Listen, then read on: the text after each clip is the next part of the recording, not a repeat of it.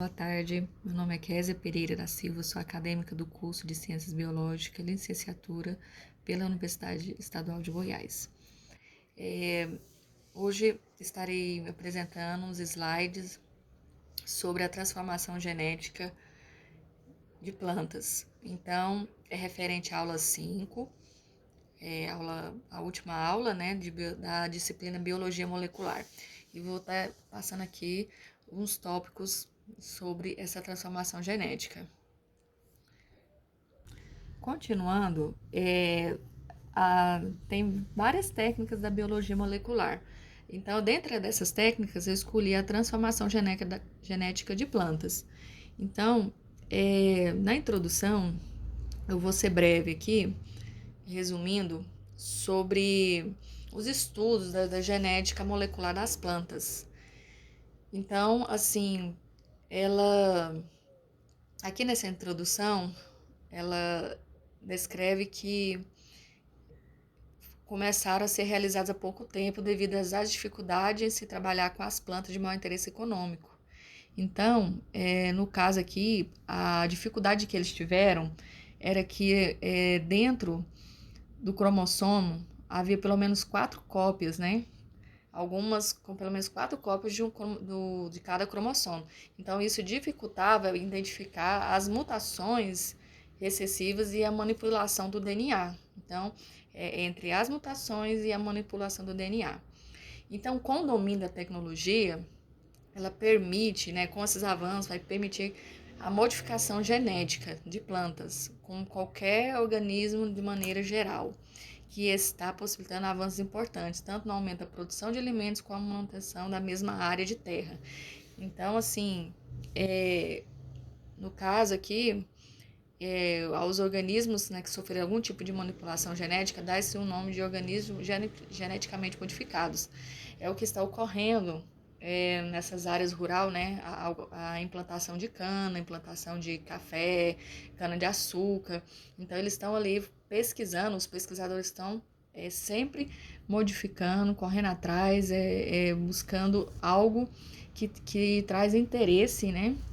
Interesse e para as áreas de plantio, para a própria plantação, né? Ali que possa ter o desenvolvimento. E outra coisa é que a transformação dessa genética, ela só foi possível depois que o domínio da tecnologia possibilitar a introdução de DNA nas células vegetais de uma maneira eficiente e de técnicas que permitiram a recuperação e desenvolvimento das células transformada para geração de planta adulta modificada. Né? Então, aqui a gente pode ver que nós podemos estar percebendo, né, que para chegar até esse ponto passa por várias dificuldades, né? Passa por várias assim dificuldades, né? Mas acabam que com essas pesquisas ali você vai atrás de uma coisa e outra e acaba acaba se descobrindo, né? Então, assim, muitos estudos, muitos avanços, assim, atrás, então, assim, correndo atrás para que possa ser o de melhor, né? Para quem tem, no caso aqui que eu citei sobre as lavouras de cana, café, para o produtor, para a própria planta, né? E para o fator econômico, né? Porque através dessas modificações, dessas transformações no genoma das plantas, se tornam-se mais resistentes. E elas até resistentes a insetos, a essas, como é que eu falo, os venenos, né, herbicidas que são aplicados nas plantas, né, na lavoura. Então, isso ajuda muito, contribui muito para o agricultor. Então, é muito importante esses estudos, porque ajudam bastante, né? Até chegar no ponto econômico. Por que que é? Porque aí, tendo isso aí, diminui a perca de plantação, né? Porque muitas plantas, assim, muitas perdem por devido às pragas, né? Pragas herbicidas que colocam também, que prejudicam, né? Os venenos e os insetos também prejudicam. Então, isso é muito importante. Continuando aqui falar sobre, eu citei sobre, no caso dos estudos que foram feitos, realizados, né, para poder estar tendo melhor, né, nesses avanços aí da parte genética das plantas, né. Aqui, né, nesse tópico das técnicas de transformação, tem vários tipos de doença. Algumas plantas têm vários tipos de doença, como câncer ou tumores. Então, essas plantas que têm esse tipo de câncer, ele é chamado de galha.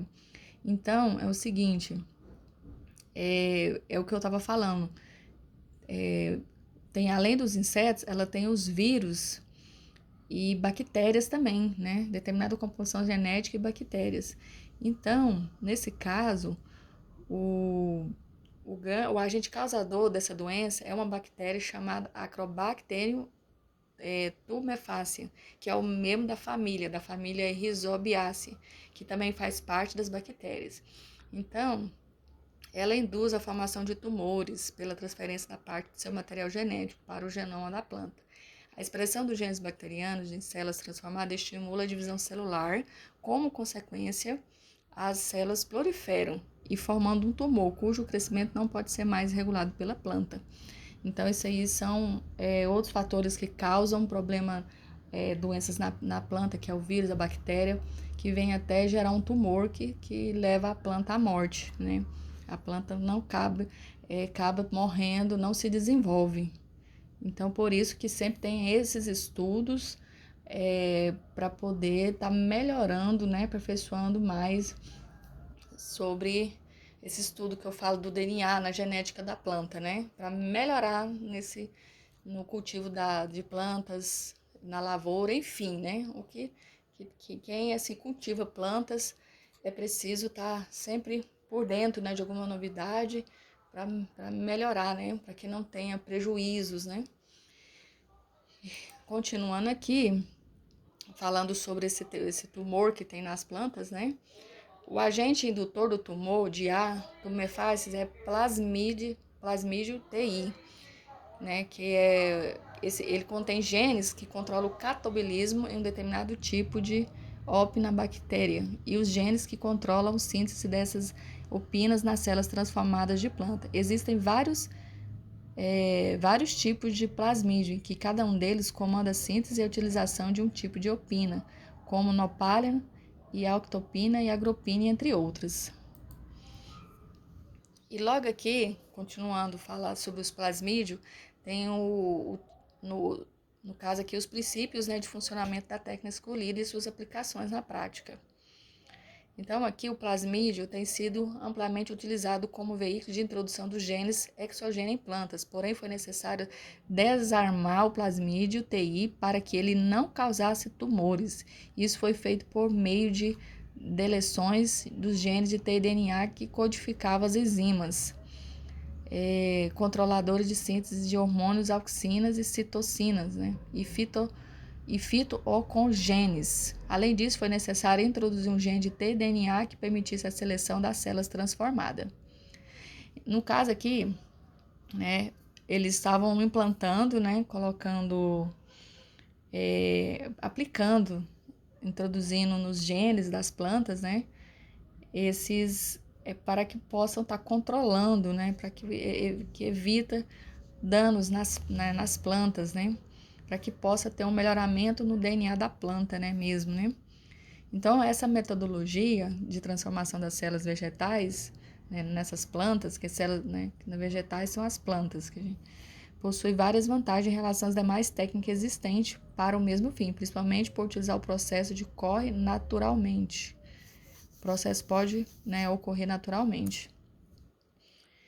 E então, assim, as cópias também de tDNA são entregadas no genoma, a infecção se dá às células intactas, que facilita a regeneração da planta, tem a possível transferência de grandes moléculas de DNA, com todas as espécies vegetais são suscetíveis à infecção por ar, né? Então, aqui, eu até comecei, aqui nesse caso é um esquema que eu coloquei da regeneração da planta transformada e a folha de planta a ser transformada, né? Aí ela vai ser cortada, aí vai ter cortada e colocada na presença de enzimas que digerem a parede celular.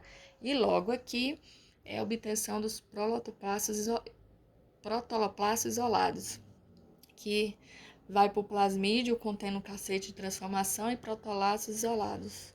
Aí tem o eletroporador, que eu vou estar falando logo mais na frente, e a seleção de protoplastos transformados, né?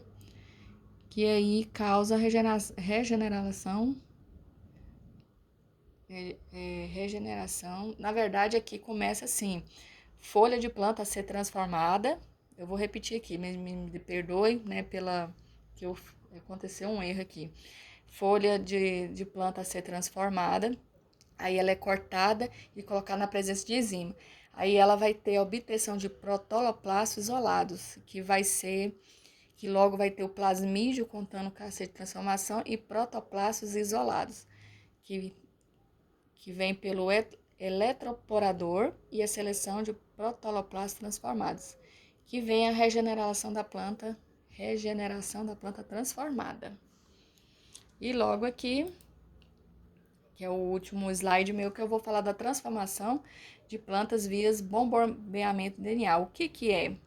Nesse caso aqui, uma dessas metodologias consiste na introdução do DNA por um processo denominado bombeamento ou biobalística. O que quer dizer? Esse método utiliza um aparelho chamado acelerador de partículas, na qual o DNA plasmidial contém o gene de interesse a ser inserido no genoma e na planta, e é complexado com micropartículas de ouro ou trustênio ou tungstênio, e submetida às altas pressões de gás hélio. Então, essa pressão funciona como um tiro, acelerando o complexo DNA. Micropartícula com força e velocidade suficiente para o rompimento simultâneo, né, da parede da membrana celular e da penetração da célula vegetal. Então, aqui é feito um bombeamento do DNA, que é para ser acelerado, é um processo que vai... que tem alta pressão, né, que é até mais assim... no caso assim, esse método utiliza um aparelho, né, que é um acelerador de partículas. Então, essa aqui é uma maneira, uma outra forma, né, de estar fazendo esse processo, né, na introdução do DNA. E aqui, pela eletroporação, ela oferece várias vantagens a ser aplicada a qualquer espécie de vegetal e não originar falsos transformantes. Então, no entanto, a transformação das células vegetais por ele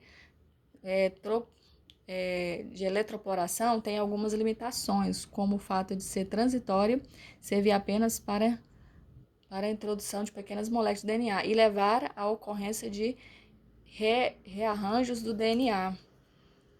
Então, aqui dificulta a regeneração das plantas, além de ser um processo complexo e oneroso, né?